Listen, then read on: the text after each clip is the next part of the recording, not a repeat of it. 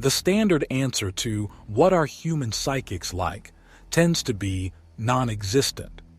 The general assumption is that due to a pileup of evolutionary quirks, no single species of Terran origin has any noteworthy psychic presence.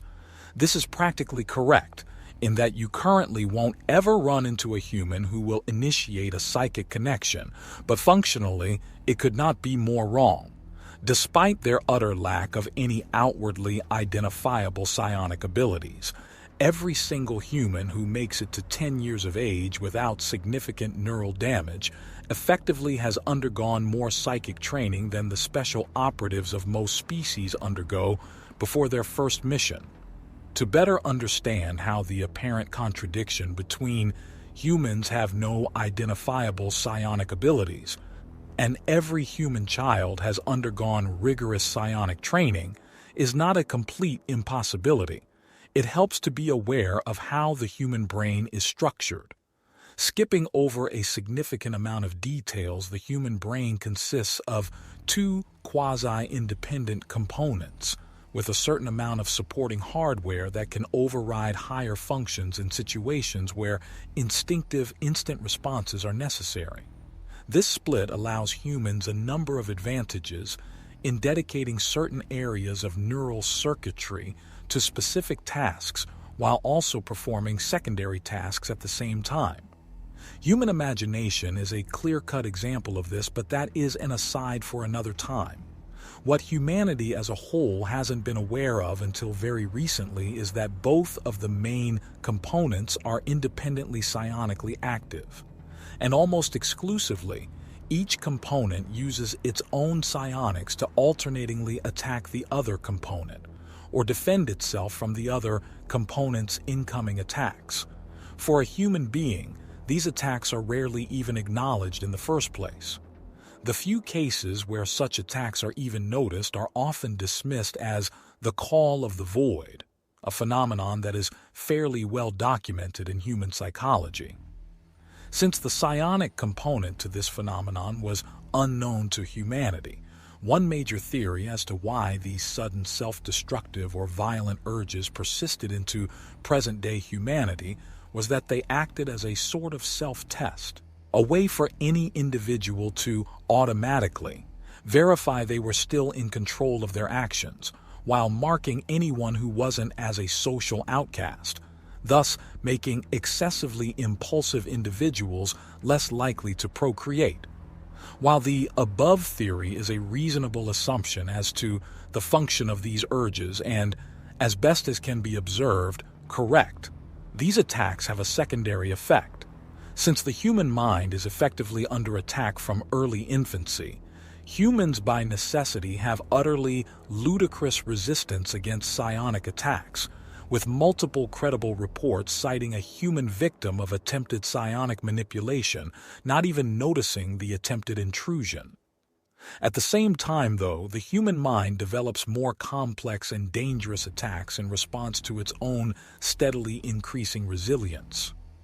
By the time a human is considered legally mature, the attacks they unknowingly subject themselves to would be enough to add a full volume to the black codices, a trait that holds true for every human that has been tested so far.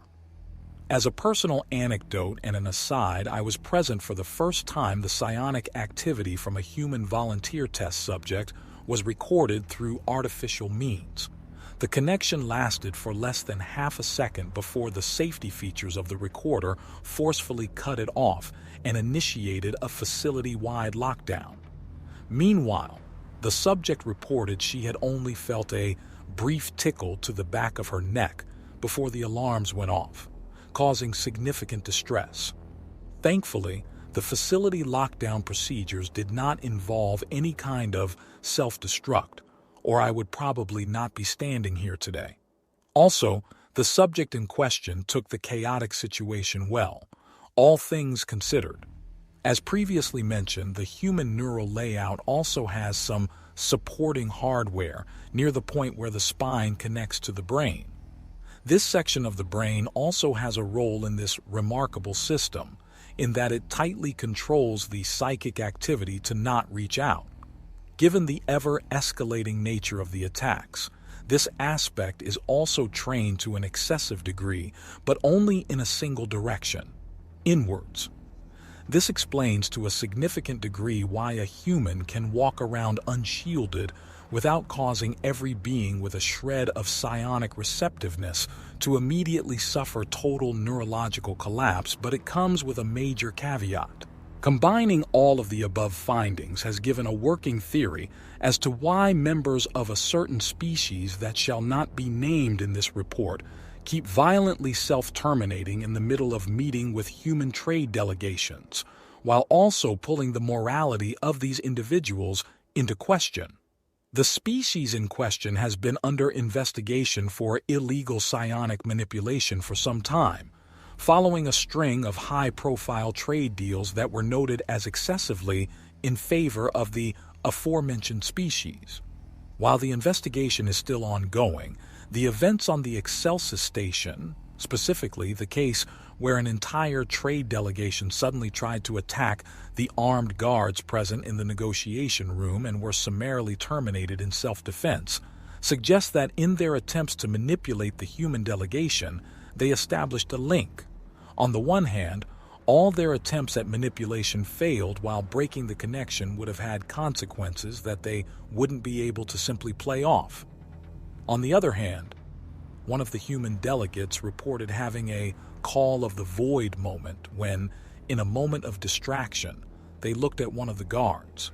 According to the report from the delegate in question, they briefly wondered if they could wrestle the weapon away from the guard before getting shot, but dismissed this notion as just one of those ridiculous things your mind comes up with when you're bored.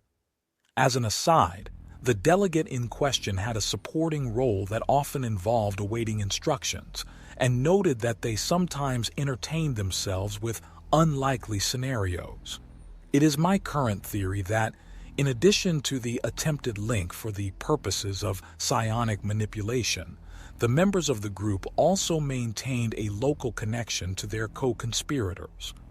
When the above thought occurred, it spread through these connections, until a follow-up impulse overrode the self-control of the trade delegation and forced them to act out the idea, leading to the tragic events. As a personal aside, I want to stress that none of the above events were under conscious control of the human individuals present at the scene. First, humans have neither awareness nor control over the relentless assault they subject themselves to, and their natural state already prevents others from being needlessly affected.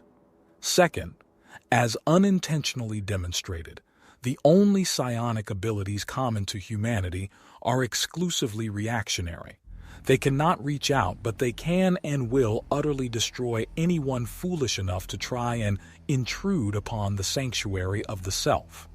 In conclusion, I do not have any reason to believe the accusations being leveled against the human delegation in this case, and recommend inspecting the members of the human delegation for externally observable evidence of intrusion. Just make sure to not reach too deep. Professor Ziebtal, expert witness in the court case following the Excelsis tragedy.